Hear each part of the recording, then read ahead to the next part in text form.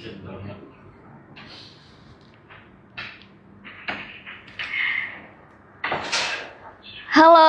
Assalamualaikum warahmatullahi wabarakatuh. Selamat pagi Sobat Ternak semuanya, selamat datang dan selamat bergabung di live streaming Instagram Direktorat Jenderal Peternakan dan Kesehatan Hewan Kementerian Pertanian. Selamat pagi Sobat Ternak semuanya, hai.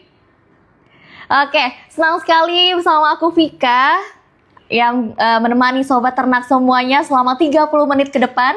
Kita akan ngobrol-ngobrol santai bersama dengan narasumber spesial hari ini yang akan menemani Sobat Ternak semuanya.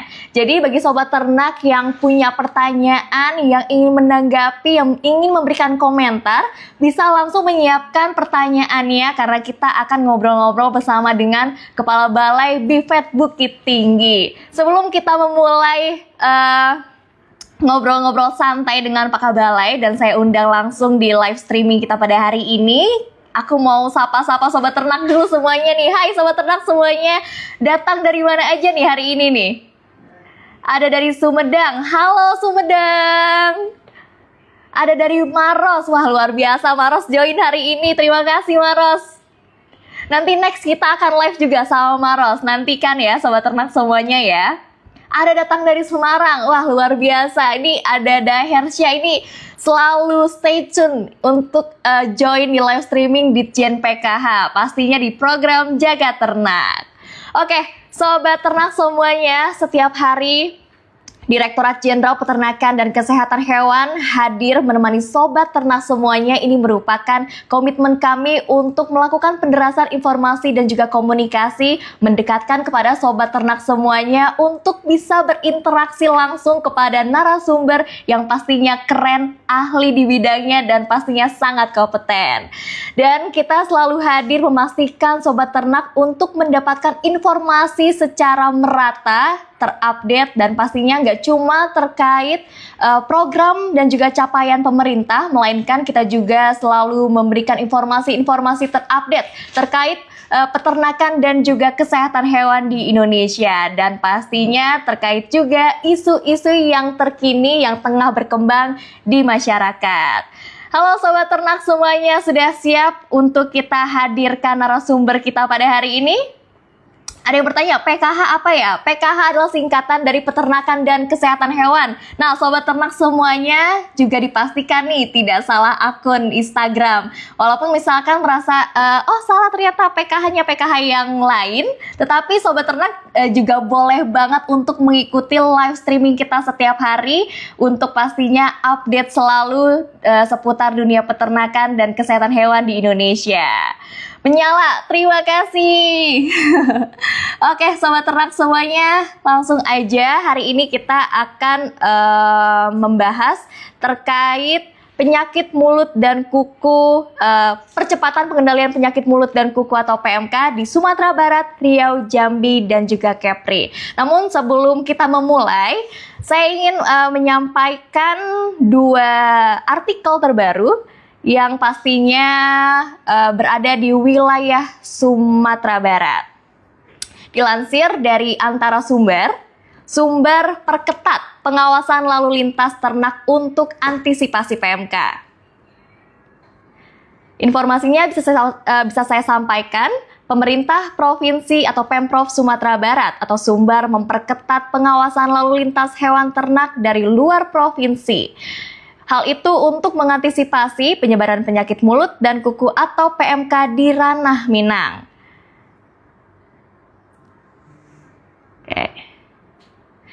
Kepala Bidang Kesehatan Hewan dan Veteriner Dinas Peternakan dan Kesehatan Hewan atau DPKH Provinsi Sumbar, Muhammad Kamil menyebut untuk mencegah penyebaran PMK kita memperketat pengawasan lalu lintas yang masuk ke Sumbar.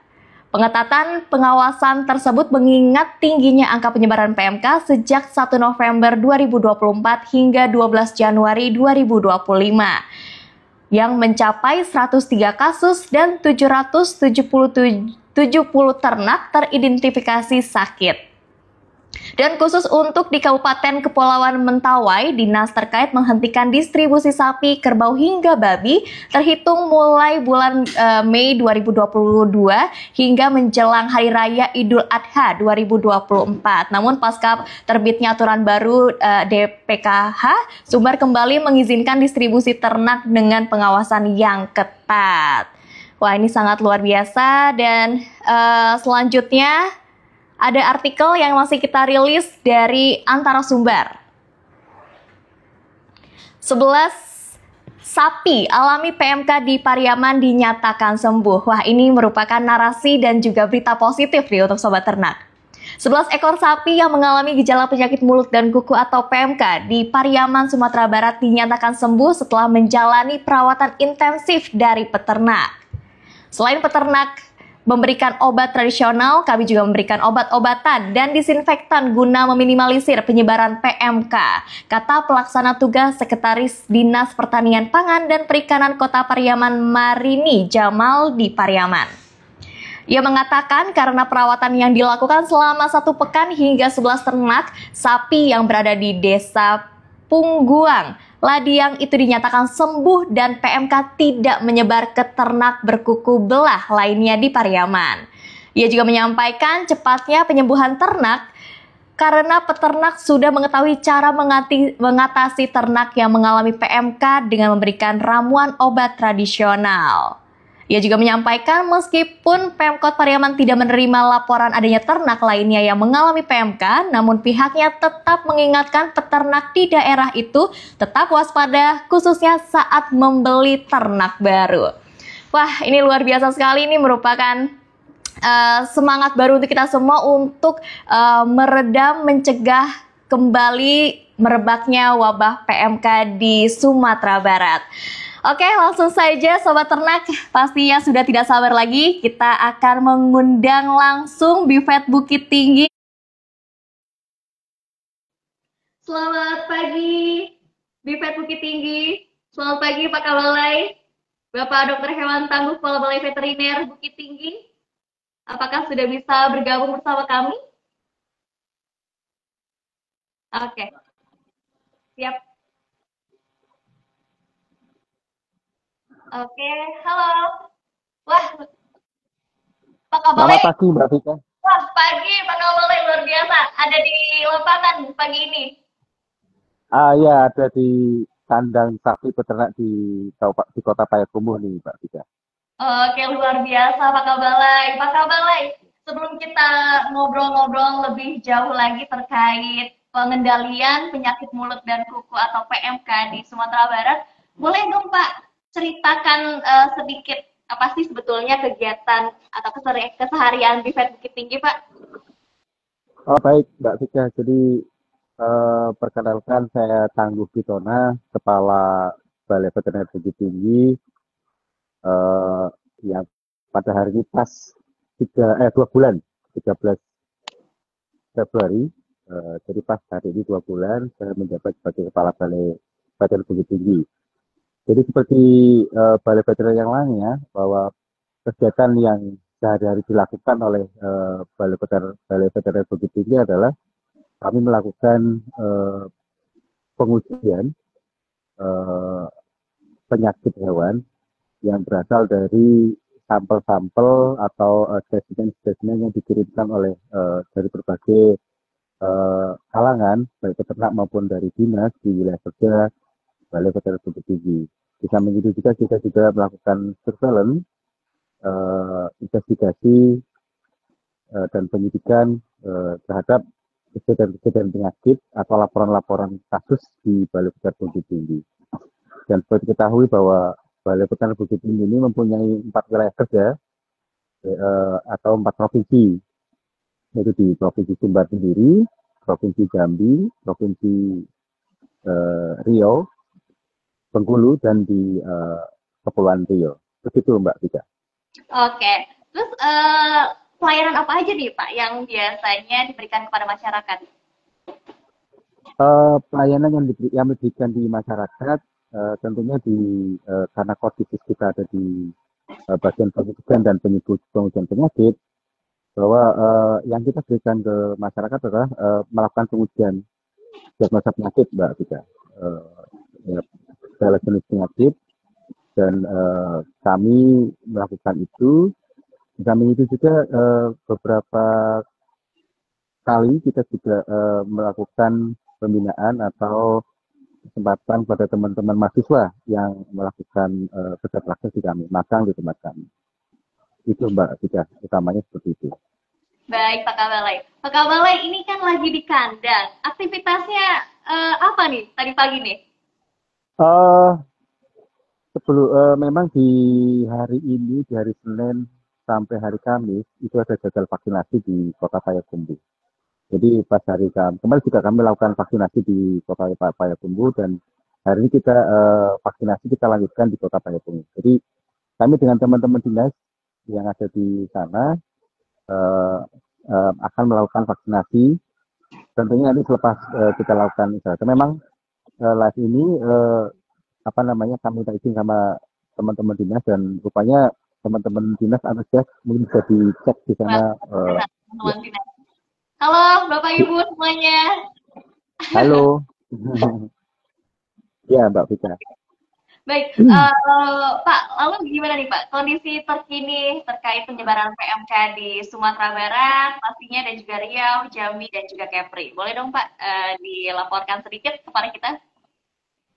Oh baik, kondisi PMK di Sumatera Barat dan wilayah kerja yang lain di Bukit Tinggi bahwa kasus ini sudah mulai terkendali dan apa namanya sudah tidak ada laporan kejadian-kejadian ternak yang kena PMK dan karena apa namanya tadi disampaikan di awal acara ini bahwa dinas provinsi juga melakukan pengetatan terhadap lalu lintas ternak dari luar Sumber dan apa namanya kami dari akhir Januari juga kita melakukan vaksinasi yang di masing-masing kabupaten yang memang dialokasikan oleh pusat ke beberapa kabupaten dan pelaksanaannya sudah mencapai 60%. Jadi harapannya nanti untuk program yang vaksinasi kedua akan segera dilaksanakan. Jadi kondisinya secara umum di wilayah kerja Balai Kota Tinggi terkendali, begitu tidak ada letupan kasus lagi dan insya Allah dengan dilakukannya vaksinasi ini akan mencegah terjadinya PMK di waktu-waktu yang akan mendatang. Begitu Mbak Tika. Alhamdulillah, ini kabar yang menggembirakan sekali ya Pak ya, karena kami juga kemarin sudah melakukan live juga dengan banyak wilayah dan semuanya alhamdulillah dilaporkan PMK terkendali, semuanya sudah divaksinasi. Ya. Artinya semakin hari terus ya Pak ya penurunan PMK betul. Itu kita dapatkan laporannya. Betul Mbak Tika ya. Ya. Okay. Mudah-mudahan seperti itu harapannya. PMK ini menyerang hewan ternak apa aja sih Pak? PMK ini dia menyerang hewan-hewan yang berkuku genap. Jadi kayak sapi, kambing, domba, kerbau, babi begitu ya. Jadi hewan-hewan yang berkuku genap itu yang berpotensi terkena PMK begitu Mbak. Oke baik. Nah tadi juga kan sudah digencarkan ya program vaksinasi. Kalau di Bukit Tinggi atau wilayah Sumatera Barat lainnya juga melakukan gencar vaksinasi mandiri nggak sih Pak? Iya, seperti arahan pusat bahwa vaksinasi PMK tidak harus menunggu alokasi vaksin dari pusat. Jadi saya sendiri turun ke lapangan menyampaikan ke peternak, mengedukasi bahwa sekarang dianjurkan untuk melakukan vaksinasi mandiri. 2 hari yang lalu hari Ahad, hari Minggu, saya juga ikut membantu melakukan vaksinasi secara mandiri pada kerbau yang ada di Kabupaten Agam. Kebetulan tidak jauh dari kantor kami dan kami mendorong bahwa pentingnya pencegahan penyakit PMK. Dan kami secara langsung ketemu dengan peternak bahwa salah satu cara untuk mencegah terjadinya PMK kepada hewan peliharaan mereka, saya menganjurkan dan mendorong kepada para peternak untuk melakukan vaksinasi mandiri. Dan alhamdulillah beberapa peternak sudah menyadari itu, karena coba dibayangkan, saya sampaikan kepada mereka bahwa bayangkan kalau sampai terkena kena PMK ini dan belum divaksinasi, mengalami kerugian yang lumayan banyak. Jadi tidak harus menunggu alokasi dari pemerintah, dan sekarang rupanya memang vaksin-vaksin PMK ini sudah bisa dibeli oleh masyarakat. Jadi saya mengajarkan, dan alhamdulillah beberapa peternak sudah mulai menyadari itu, dan di sini rupanya kalau sudah stok tular, kalau mereka sudah mengetahui itu, mereka akan mengikuti vaksinasi mandiri itu. Itu Mbak Rika. Ya, betul sekali ya Pak Kabala ya. Jangan menunggu pemerintah, tapi peternak juga bisa melakukan vaksinasi mandiri, apalagi harganya juga cukup terjangkau ya Pak Kabala ya Pak. Ya, betul ya, betul. Nah, Pak Kabalai, tapi punya tantangan nggak sih ketika mendorong vaksinasi mandiri kepada peternak? Ada nggak sih Pak peternak yang nggak mau divaksin? Oh iya, pasti ada Mbak Vika. Jadi karena rupanya kejadian PMK sebelumnya di tahun 2022 memang ada pengalaman di para peternak ini, bahwa salah satunya diantaranya adalah bahwa sapi ini mengalami keguguran, dan itu menjadi pengalaman yang buruk bagi peternak. Terus yang kedua, sapi yang sudah yang divaksin PMK, ada kecenderungan ada kematian di situ. Jadi memang waktu itu ada pengalaman seperti itu. Tapi dengan hal itu kami mendorong bahwa kami edukasi bahwa vaksinasi PMK ini memang harus dilakukan dengan bersama dengan cermat pada sapi-sapi, tentunya yang sapi yang sehat, sapi yang sehat. Dan kami memang agak-agak sulit untuk mengedukasi bahwa sapi-sapi yang bunting sebetulnya juga bisa divaksinasi, tetapi kami karena kehati-hatian kejadian seperti itu, jadi kami menghindari sapi-sapi vaksinasi yang tidak sehat dan yang penting. Karena akibatnya kalau masyarakat resistensi, ya sudah tidak bisa mereka menerima apapun hasilnya. Karena kerugian ada di mereka. Sampai pada suatu ketika waktu vaksinasi di Riau, bahwa ada seorang peternak menantang kita, kalau memang Bapak Ibu mau bertanggung jawab dengan apapun yang akibat yang diberikan setelah vaksinasi, apakah mau bertanggung jawab, silakan. Kalau mau bertanggung jawab juga silakan divaksin. Jadi itu, jadi ada resistensi. Beberapa peternak mengalami resistensi akibat ada efek-efek yang merugikan mereka di saat kejadian vaksinasi di sebelumnya, begitu Mbak Rika. Itu tantangan bagi kami sebetulnya.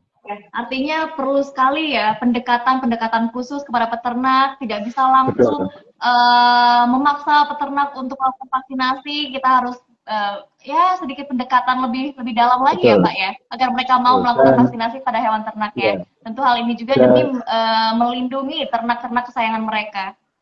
Betul Mbak Rika. Ya. Di kami itu juga pemahaman bahwa penyakit PMK ini sebetulnya kan bisa diobati dan bukan penyakit yang kronik. Tetapi para peternak ini kadang-kadang salut dengan kondisi sapi itu yang kena PMK, terus kadang-kadang para pedagang di sini ada kendala pada teknis. Ya. Bapak mau izin, sepertinya tadi ada gangguan sinyal. Oh iya Mbak Vika. Iya, jadi kenapa? Sinyal ya Mbak ya? Izin karena tadi ada kendala pada sinyal, boleh diulangi sedikit Bapak? Oh, boleh diulang. Oke, diulang lagi. Baik, Mbak Vika. Jadi salah satu yang yang kami berikan pemahaman ke peternak juga, bahwa kalau ternak-ternak mereka yang sudah kena PMK itu sebetulnya bisa diobati dengan pengobatan yang ada, dan itu yang menjadi kekhawatiran mereka ternaknya mereka akan mati. Padahal sepanjang kita memberikan perawatan dengan intensif, mereka akan sembuh. Dan beberapa kasus terakhir ini seperti yang tadi disampaikan di awal bahwa sapi-sapi yang kena PMK ini sembuh dengan baik, tidak ada kematian.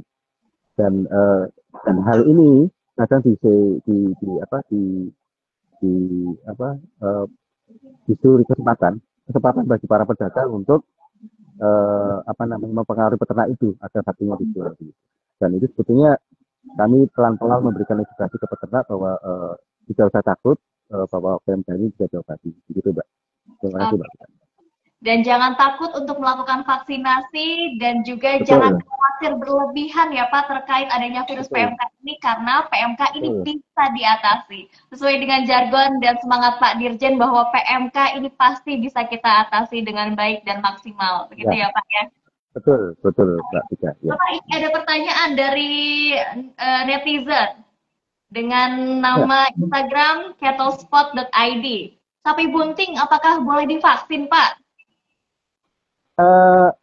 Sapi bunting sebetulnya bisa divaksinasi. Ada beberapa produsen obat yang di dalam melalui nanti tolong bisa dibaca, dilihat itu sebetulnya boleh.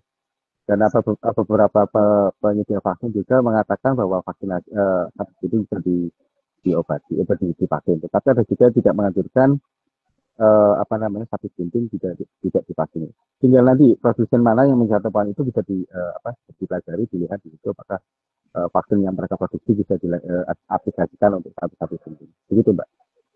Oke. Nah, dari Bifet Bukit Tinggi sendiri ini punya inovasi nggak sih Pak dalam menangani penyebaran virus PMK? Kami pertama masalah koordinasi, Mbak Tika. Jadi kami sudah melakukan inovasi, sangat inovasi. Jadi masing-masing tenaga medis yang ada di kami bentuk untuk menanggung-jawabi di masing-masing dinas-dinas atau kabupaten kota ke wilayah kerja. Dan itulah mereka akan berkoordinasi dengan petugas-petugas dinas, koordinasi tentang kondisi penyakit PMK di sana. Jadi tidak cuma penyakit PMK ya, berkoordinasi terutama yang sekarang ini untuk pelaksanaan vaksinasi dan mendorong bahwa vaksinasi ini segera dilakukan. Terus yang kedua, inovasi yang lain bahwa karena keterbatasan kalau seandainya ada laporan-laporan kejadian penyakit yang mengarah ke PMK, kami segera turun ke lapangan dan itu wajib hukumnya bagi kami untuk melakukan investigasi terhadap kasus tersebut. Terus yang ketiga, kami juga secara rutin melakukan pemetaan terhadap apa yang sudah dilakukan oleh teman-teman dinas kaitannya dengan vaksinasi. Jadi kami melakukan pemetaan dan sebelumnya sebelum vaksinasi kita juga melakukan pemetaan terhadap potensi-potensi atau daerah-daerah yang menjadi ancaman terhadap PMK ini. Dan kami memberikan pemetaan dan ini kan kami berikan ke teman-teman dinas untuk segera melakukan kewaspadaan dan untuk pelaksanaan vaksinasi. Begitu, Mbak. Dan tentunya juga dengan kami lakukan pemetaan juga terhadap daerah-daerah yang melakukan vaksinasi PMK ini. Begitu, Mbak. Ya, tadi kan sudah disebutkan bahwa Sumatera Barat dan juga wilayah kerja lainnya ini terkendali PMK-nya. Sebetulnya setiap hari atau Bapak tuh ada target nggak sih kita melakukan vaksinasi itu berapa gitu pada hewan ternak? Iya, jadi di masing-masing teman dinas ini mereka melakukan penargetan ya. Hari ini beberapa vaksin yang akan diaplikasikan. Tetapi kalau melihat dari kondisi lapangan bahwa ternak ini memang dipelihara secara ekstensif, jadi kadang-kadang target itu tidak terpenuhi dan kita harus door to door, apalagi kalau di Rio kita juga mengetahui bahwa di sana ternak sapi itu dipelihara di kebun-kebun sawit gitu ya. Jadi untuk handling mereka agak susah. Kecuali yang sekarang di lokasi ini mereka dikandangkan secara intensif, jadi akan mudah melakukan vaksinasi. Tapi itu tentunya mereka sudah punya target waktu, target yang harus dicapai, tetapi kadang-kadang tidak sesuai dengan apa yang ditargetkan mereka. Begitu Mbak Vika. Oke, ada nggak sih Pak langkah strategis untuk memastikan bahwa PMK ini terkendali secara permanen? Oh, jadi dengan vaksinasi secara rutin dan berkelanjutan akan tentunya akan menimbulkan kekebalan secara komunal. Dan langkah-langkah itu harus dicapai, dan untuk mengetahuinya bahwa kasus atau kejadian PMK ini tidak akan berulang. Bahwa kalau sudah ada kekebalan di situ, tentunya hewan-hewan tersebut menjadi kebal. Dan tentunya memang vaksinasi tidak cukup dengan satu kali ya, minimal 2 kali setahun di booster begitu, dan untuk mendapatkan kekebalan yang bagus terhadap populasi di situ. Jadi indikasinya seperti itu Mbak. Jadi tingkat kekebalan dengan hasil vaksinasi ini juga kita akan lakukan monitoring dengan pemberian antibodi kita cek, dan setelah itu kasus-kasus itu juga termonitor, tidak akan terjadi lagi. Jadi indikasinya seperti itu. Terima kasih Mbak. Oke, dan ini ada pertanyaan lagi nih Pak dari Sobat Ternak. Pertanyaannya adalah, apakah mungkin petugas vaksin menjadi perantara penyebaran PMK? Gimana tuh Pak prosedurnya? Oh iya, bisa jadi seperti itu. Tapi kalau petugas vaksin tidak melakukan vaksinasi, bisa jadi. Tetapi kalau petugas vaksin dalam melakukan vaksinasi, kalau kita di atas, vaksinasi hanya dilakukan ke hewan-hewan sehat. Jadi kalau dia melakukan vaksinasi dan hewannya sehat, tentunya di situ tidak ada virus PMK. Jadi tidak menyebarkan. Tetapi kalau petugas vaksinasi melakukan pengobatan ke hewan-hewan yang sakit, itu ada potensi dia menularkan ke hewan-hewan yang sehat yang lain. Jadi itu bedanya. Petugas vaksinasi bisa menularkan virus PMK kalau dia mengobati hewan yang sakit dan tidak ada perlakuan terhadap apa yang telah dia lakukan. Tetapi kalau petugas vaksinasi melakukan vaksinasi, tentunya vaksinasi hewan-hewan divaksinasi adalah vaksin sehat, hewan sehat. Itu tidak akan menularkan, di situ tidak ada virus PMK. Jadi tidak kemungkinan untuk menularkan tidak. Tetapi kewaspadaan, kehati-hatian tetap harus dijalankan. Kita tidak tahu apakah di dalam lingkungan itu pasti virus PMK itu mungkin bisa menularkan ke tempat yang lain. Saya kira itu Mbak. Baik, artinya kita juga sebagai petugas ataupun peternak ataupun masyarakat awam karena saat ini ada situasi PMK haruslah menjaga diri ya Pak ya. Meskipun virusnya ini tidak berdampak pada manusia, tetapi kita nih manusia justru yang bisa menyebarkan melalui baju kita yang kita gunakan, pakaian, sepatu dan juga barang-barang bawaan kita ya Pak.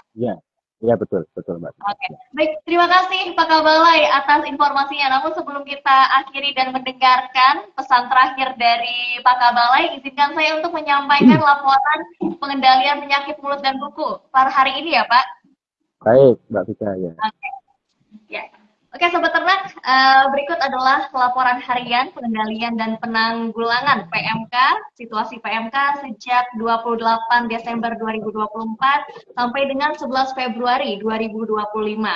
Hewan ternak yang sakit dilaporkan sebanyak 31.941 ekor, hewan ternak yang dipotong paksa dilaporkan berjumlah 400 ekor, hewan ternak mati dilaporkan berjumlah 880 ekor. Data ini dilaporkan di 18 provinsi, 135 kabupaten kota, 1.036 kecamatan, dan 3.211 desa. Serta situasi PMK hari ini per tanggal 11 Februari 2025. Ternak sakit dilaporkan sebanyak 1.114 ekor, potong paksa ternak 1 ekor, ternak mati 2 ekor. Data ini dilaporkan di 5 provinsi, 13 kabupaten kota, 23 kecamatan, dan 37 desa.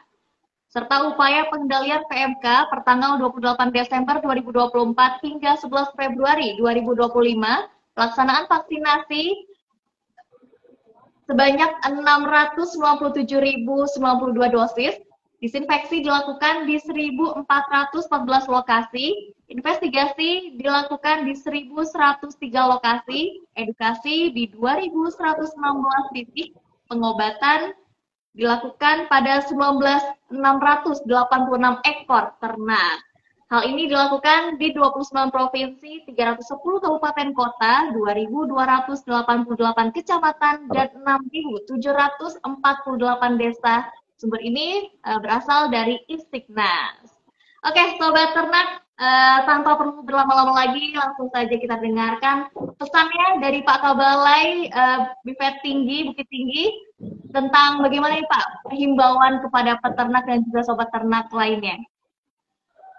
Baik Mbak Vika, himbauan kami dari Balai Veteriner Bukit Tinggi bahwa PMK tidak usah selalu takut dengan PMK. Jadi kaitannya dengan vaksinasi, bahwa PMK itu bisa dicegah dengan vaksinasi. Dan vaksin-vaksin ini sudah mulai tersedia di beberapa produsen. Jadi para peternak bahwa vaksin ini vaksinasi jangan menunggu alokasi vaksin dari pemerintah. Jadi para peternak bisa melakukan vaksinasi secara mandiri. Coba dibayangkan kalau ternak ini terkena PMK walaupun mati, dia akan terjadi penurunan produksi dan tentunya penurunan harga jual dibanding dengan hewan-hewan sehat.